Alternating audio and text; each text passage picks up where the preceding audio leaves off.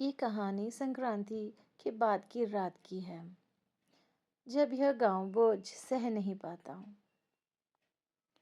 संक्रांति बीत चुकी थी, पतंगे उतर चुकी थी, तिल के लड्डुओं की मिठास अब सिर्फ यादों में रह गई थी और गांव में फिर से वही रोजमर्रा की चुप्पी लौट आई थी। लेकिन नागपुरिया गांव में एक बात सब जानते थे, संक्रांति के बाद की रात कभी हल्की नहीं होती। वह रात हमेशा भारी पड़ती थी। गांव के लोग कहते थे संक्रांति के बाद सूरज तो उगता है, पर गांव की आत्मा थक जाती है। दिन ढलते ही अजीब बेचैनी फैलने लगती। कुत्ते बिना वजह रोने लगते, बच्चे माँ से लिपट जाते और बूढ़े लोग दरवाजे पर नीम की टहनी टांग देते। इस साल भी वैसा ही हुआ। पहला संकेत संक्रांति के अगले दिन शाम को अचानक बिजली गुल हो गई। पूरा गांव अंधेरे में डूब गया। मोबाइल में नेटवर्क था, पर घड़ी काम नहीं कर रही थी। रेडियो से सिर्फ खरखराहट निकल रही थी। रवि, जो अब बड़ा हो चुका था, अपने घर की छत पर खड़ा था। उसे लगा जैसे कोई दूर से उसका नाम फुसफुसा रहा हो, रवि। उसने इधर-उधर देखा, कोई नहीं, लेकिन हवा में ठंड नहीं थी। फिर भी उसकी रीढ़ में सिहरन दौड़ गई। गांव की आंखें नागपुरिया में एक पुराना पीपल का पेड़ था। कहा जाता था उसकी जड़ों में गांव की सारी यादें दबी हैं। संक्रांति के बाद की रात उसी पेड़ से सबसे पहले आवाजें आती थी। उस रात भी आई, ठक ठक, जैसे कोई लकड़ी पर नाखून चला रहा हो। रवि के पड़ोसी रामदीन काका बाहर निकल आए। उनकी आंखें फैली हुई थी। सुना तुमने? उन्होंने कांपती आवाज में पूछा। रवि ने सिर हिलाया। दोनों ने एक साथ पीपल की ओर देखा। पेड़ के नीचे एक साया खड़ा था। वह जो लौटता है। साया धीरे धीरे हिल रहा था, मानो सांस ले रहा हो। तभी गांव की सबसे पुरानी औरत, दादी चंद्रकला, लाठी टेकती हुई बाहर आई। उन्होंने एक नज़र उस साए पर डाली और फुसफुसाई। फिर आ गया। रवि का दिल जोर से धड़का। कौन दादी? दादी की आंखों से आंसू बहने लगे। जो संक्रांति के बाद कभी चैन से नहीं सो पाया।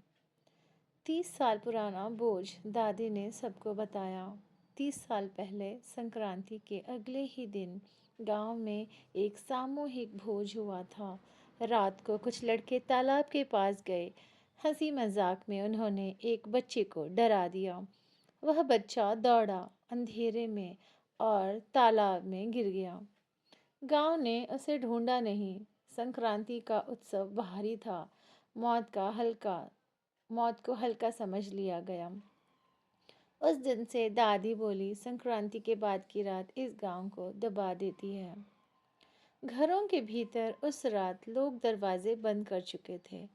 फिर भी खिड़कियों पर उंगलियों के निशान उभर रहे थे। दीवारों से बच्चों के रोने की आवाज़ आ रही थी। आईनों में परछाइयाँ देर से हिल रही थी। मीना, जो अब माँ बन चुकी थी, अपने बच्चे को सीने से लगाए बैठी थी। उसके कान में कोई फुसफुसाया, माँ। वह चीख पड़ी। पहला हादसा आधी रात के करीब रामदीन काका का घर खुला मिला। वे बाहर खड़े थे, बिल्कुल स्थिर। उनकी आंखें खुली थी, पर उनमें कुछ भी नहीं था। पीठ पर कीचड़ के निशान थे, जैसे कोई उन्हें तालाब से घसीट लाया हो। सुबह तक काका बोल नहीं पाए, बस एक ही शब्द लिखते रहे, भारी। तालाब फिर जागा। तालाब जो साल भर शांत रहता था, उस रात उबलने लगा। पानी के ऊपर बुलबुले उठे, हाथ दिखे, फिर सिर, एक बच्चे का सिर।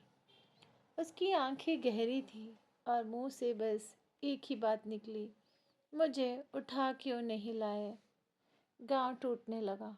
लोग भागने लगे, लेकिन रास्ते घूमकर वापस गांव में ही आ जाते। संक्रांति के बाद की रात नागपुरिया को छोड़ने नहीं देती।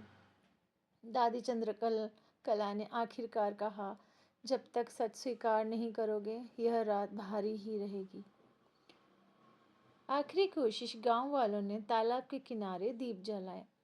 पहली बार उसे बच्चे का नाम लिया। पहली बार रोए, पहली बार माना कि वे दोषी थे। जैसे ही आखिरी दीप जला, हवा हल्की हो गई, तालाब शांत हुआ।